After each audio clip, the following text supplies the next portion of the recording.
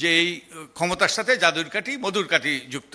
2008 সালে যে সব প্রার্থীদের, বিএনপির সব প্রার্থীদের গড় আয় আওয়ামী লীগের সব প্রার্থীদের গড় আয় দ্বিগুণ ছিল, প্রায় দ্বিগুণ ছিল বিএনপির প্রার্থীদের।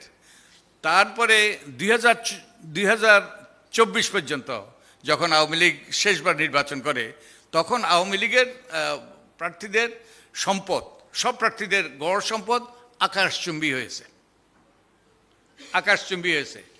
আর বিএনপির প্রার্থীদের যেটা হয়েছে, এই সামান্য একটু বেড়েছে, সামান্য একটু বেড়েছে, এই মার্জিনাল ইমপ্রুভমেন্ট। তো তার থেকে কি বোঝা যায়? যে ক্ষমতার সাথে জাদুর কাঠি যুক্ত আছে। যে বিএনপি আগে ক্ষমতায় ছিল 2008-এর আগে, তাদের সাথে যারা যুক্ত ছিলেন, তাদের যারা প্রার্থী ছিলেন, তাদের গড় আয় আওয়ামী লীগের থেকে বেশি ছিল। আর আওয়ামী লীগ এরপরে ক্ষমতায় আসলো, এই ক্ষমতায় আসার সাথে সাথে তাদের গড় আয় আকাশচুম্বী হল। কাদেরকে মনোনয়ন দেওয়া হলো? যে একদল বেশ কিছু সংখ্যক ঋণখেলাপি, বেশ কিছু সংখ্যক দ্বৈত নাগরিকত্ব সম্পন্ন ব্যক্তি, আরও অনেক রকম অযোগ্যতা যাদেরকে পার করে দেওয়া হয়েছে। তো আমরা কি নির্বাচনী অঙ্গনটা পরিচ্ছন্ন হওয়ার কি কোনো সুযোগ দেখছি?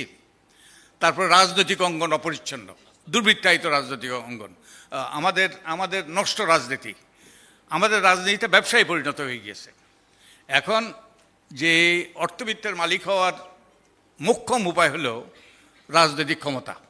এই জন্যই তো আমাদের অন্তত তাদের স্বীকারোক্তি অনুযায়ী 2/3 আমাদের সংসদ সদস্যরা, অতীতের সংসদ সদস্যরা ছিলেন ব্যবসায়ী, কারণ রাজনীতিটাই একটা ব্যবসায়ী পরিণত। এবং এটা এই অন্য তথ্য দিয়ে আমরা দেখিয়েছি অতীতে, যে আপনাদের মনে আছে হয়তো 2008 সালে 4টা সিটি কর্পোরেশনের নির্বাচন হয়, খুলনা, বরিশাল, তারপরে রাজশাহী এবং সিলেট। এরপরে 2013 সালে আবার নির্বাচন হয়। একই প্রার্থীরা কিন্তু দুই নির্বাচনে অংশগ্রহণ করেছিল। এই 2008 সালে আওয়ামী লীগের সব প্রার্থীরা জয়ী হয়েছিলেন মেয়র হিসেবে, আর 2013 সালে তারা কচুকাটা হয়েছে। এই যে মেয়ররা, 5 বছরের মেয়র, তাদের হাজার হাজার গুণ তাদের আয় বেড়েছে, নির্বাচিত তারা মেয়র ওই 5 বছর। তখন those are good old days, তখনই তাদের হাজার হাজার গুণ আয় বেড়েছে অনেকেরই। আর বিএনপির যারা প্রার্থী ছিলেন, তাদের আয় এবং সম্পদ কারো কমেছে, কারো সামান্য একটু বেড়েছে। তো এই ক্ষমতার সাথে মধু যুক্ত আছে। তো এটাই হলো আমাদের রাজনৈতিক দুর্বৃত্তায়ন। তার মানে আমাদের গণতান্ত্রিক মূল্যবোধে যে অবক্ষয়, আমাদের রাজনীতি নষ্ট, রাজনৈতিক সংস্কৃতিতে যে অবনতি, এটার যদি পরিবর্তন না হয়, এবং এটারই কিন্তু আমরা প্রতিফলন দেখছি যে টাকার খেলা, যে মনোনয়ন, এখনও বহু অভিযোগ আছে, আমাদের কাছে তথ্য নেই, এমনকি শত কোটি টাকার বিনিময়ে মনোনয়ন দেওয়ার অভিযোগ আমরা শুনেছি, এবং আমার কাছে কোনো তথ্য প্রমাণ নেই, তাই আমি সত্য কি সত্য নয়। তো এই যে মনোনয়ন বাণিজ্য এবং টাকা দিয়ে ভোট কেনা বেচা, তো এগুলো হলো ওই যে দুর্বৃত্তায়িত নির্বাচনী অঙ্গন আর দুর্বৃত্তায়িত রাজনৈতিক অঙ্গন, তারই প্রতিফলন। এর মাধ্যমে, টাকার খেলার মাধ্যমেই কিন্তু ওই দুর্বৃত্তায়িত রাজনৈতিক অঙ্গন এবং নির্বাচনী অঙ্গন টিকে থাকে। তো আমরা প্রস্তাব করেছিলাম রাজনৈতিক দলের গণতন্ত্রায়ন, আমরা প্রস্তাব করেছিলাম নির্বাচনী ব্যয়ের মনিটরিং, আমরা প্রস্তাব করেছিলাম যে নির্বাচনী ব্যয়ের পরে যে তথ্য দেওয়া হবে সেগুলোর যাচাই বাছাই করা। আমরা প্রস্তাব করেছিলাম যে রাজনৈতিক দলের আর্থিক স্বচ্ছতা।